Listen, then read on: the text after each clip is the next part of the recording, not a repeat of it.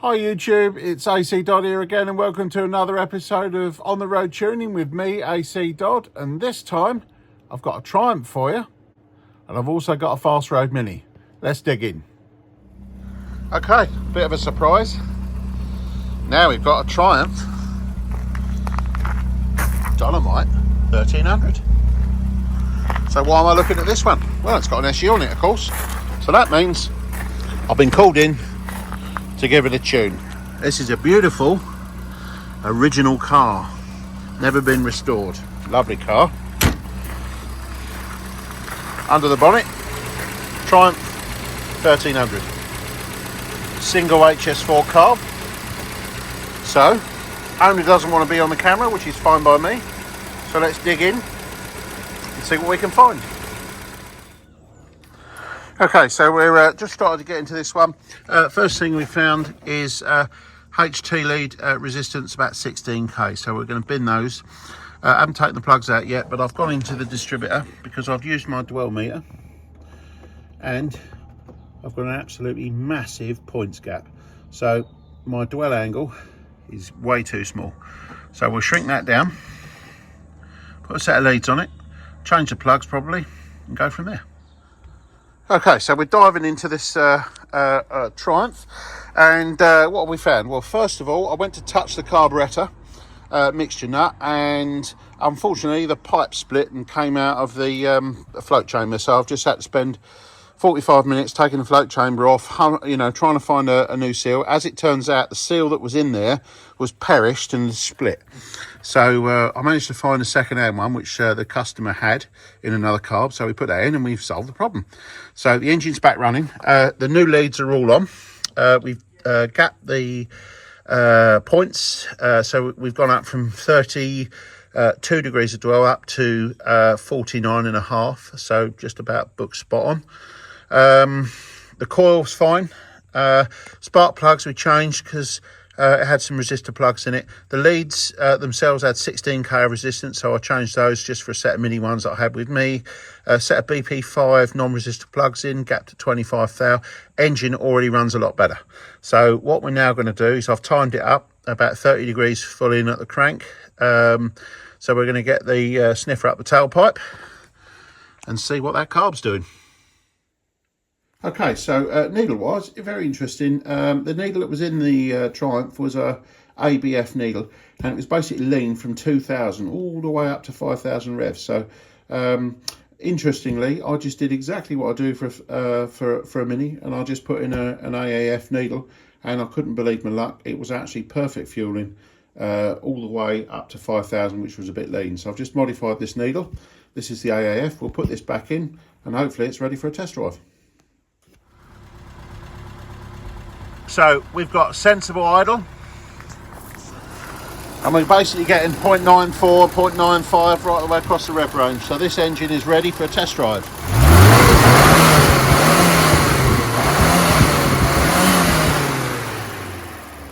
Feels very lively now, so we'll see what they think. Okay, so down in Fareham today, and we got this nice 70s Mini, beautiful condition. Just warming up at the moment. Look at that, lovely 70s type interior, beautiful, nice seats. And what's under the bonnet?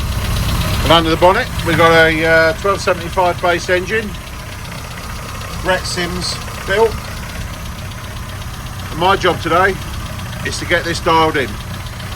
It's all running, so let's go and speak to the owner. Okay, so this is Rich. He's the owner of this beautiful 70s Mini. So, why have you called us down today? It's well overdue for getting a tune, to be honest with you. The engine's been sitting there probably now for the best part of 4 years, and it's desperately needing a tune. It's you can feel it. It's running heavy, it's running lumpy, and it just needs to be done properly. So it was enough to get it up and running initially, but it's gone past the running in stage and needs to be done properly. Okay, all right. So, what does it drive like when it's on the road? Has it got flat spots, things like that? Yeah, it doesn't like it when it's cold. When you get a bit of heat into the engine, obviously it irons itself out. But there are definite drops off in it, if you know what I mean. There are flat spots to it. Okay. We have to wait for the revs to pick back up again with it. All right, then. Well, let's not waste any more of your time. Let's get stuck in. Nice one. Cheers. Okay, so just a quick look at initial fueling. We can see that's idling at around 5% CO, something like that. So it's a little bit rich. So what we'll do now is I'll just do an initial check just to see how the fueling's doing across the rev range.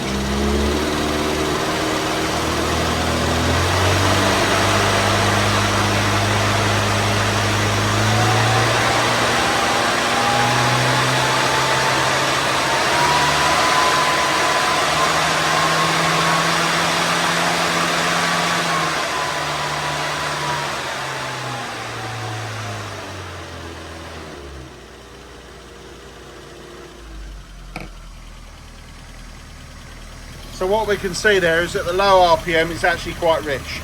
So we need to obviously adjust that to get that to where it needs to be and then profile the needle.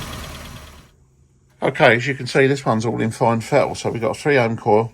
We've got BP7 spark plugs. They were gap wrong, so I've re-gapped those. They're now 25 thou. We got a decent set of Magna Core leads, so they're all good. Got a vacuum dizzy, which is great. The only thing I find about this distributor is the advance curve a little bit slow coming in, so maybe something for the future to look into there to just pick up a little bit more torque. But I did add 4 degrees advance to it because we only had 25 degrees full in, which I think we need more like 29, so that's where I've set it. And we were way off the mark. It was only about 12 or 13 at 2000, so that's definitely going to help the low speed torque. Moving over to the carburettor, carb was actually pretty good in terms of fueling, just a little bit rich on the mixture screw, so I'll just lean that off, and the fueling is not too bad. But the problem is we've only got a red spring, so we need to up the spring in there to a yellow, and then clearly the standard BDL needle that was in it was fueling fine at part throttle, but obviously it's going to be way off at full power. So in fact, so far off that this thing would have just fell on its face, I would imagine, when you got it up the rev range. So what we're going to do is yellow spring, BBA needle, and we're also going to drill the standard airbox, because the standard airbox is one of these, which is a cork. So it's got a couple of small holes in it, as you can see. So what we're going to do is we're going to literally Swiss cheese that, and then see how it runs. So one of the things I've drilled here is the airbox. Now in this case, because it's got a ported head and a big engine, we need lots of airflow. So lots of opening up all the way around. Remember, it's important to do it on the outside of the air filter. So that's what the inside of the airbox looks like. And the outside looks like so. So plenty of air. And that'll make a huge difference to this. Right, so one of the things I found is a nicely stretched red spring. So I've changed the red spring for a yellow. We've taken the standard BDL needle out, which was fueling fine at part throttle, to be fair, and that is a function of the fact that somebody stretched that. But I've now got a yellow spring in there. I've changed to a BBA needle, which is rich at the top end. And I'm now fueling not too bad, but I've got a couple of little points along the needle which I need to adjust. So what I'm going to do now is put this needle in, give it a little tweak, put it back in, and then see how she fuels. Okay, so we got this one all sorted.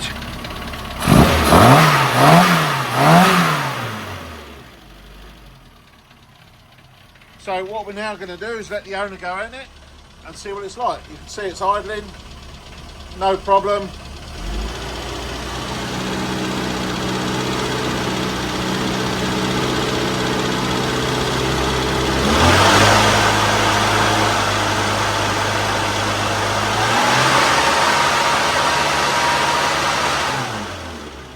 So that's all ready for drive now. Okay, so Rich has now been out for a test drive in his nice little Brett Sims powered Mini. So what's it like now? Well, I just took it out, joined in with the local traffic, and then took it out on the bypass. Local traffic, no problem at all. The throttle response is immediate, and there's confidence as well that if you're going across a junction, you are going to not get bogged down, you are going to get across the other side safely. Miles with smile. I think you've gone and cracked it. I absolutely love it. Excellent. Like I said, yeah. Excellent. So more power? Massively. Excellent. Right through the range. from the bottom to the top. Yeah, like I said, no flat spots on it. Wonderful, wonderful. So, and obviously when you cruise, is it nice as well? No, you know, nice and smooth. No, it'll just sit there. I think it. I just took it on the bypass doing 70, and it just sat there. It's no problem at all. Excellent. Partial throttle on it. All right. Well, all I can say is thanks for getting me down and giving me the chance to work on this lovely car. So, with that said, I'm going to disappear.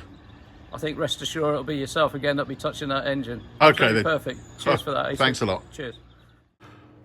Hopefully you enjoyed those two there. It's always nice for me to feature different cars because everybody thinks I just do minis. I don't just do minis. I do cars with, you know, any car that's got an SU carb on it that needs tuning, I can do it. So it was nice to work on that Dolomite there. And that was a good example because that was a survivor car. So that had come out of the factory.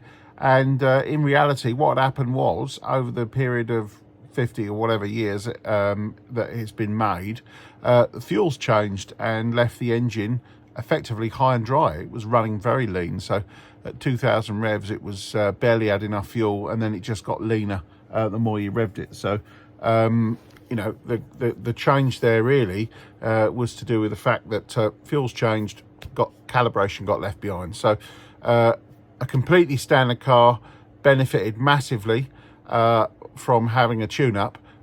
So I sincerely say to everybody out there that if you've got a classic car, it doesn't have to be a mini, it's got an SU on it, you can bet your bottom dollar that will very likely need a tune to get the best out of it, especially if it's a completely standard car. Anyway, as ever, please like, subscribe and share, and I'll see you soon. Thank you very much.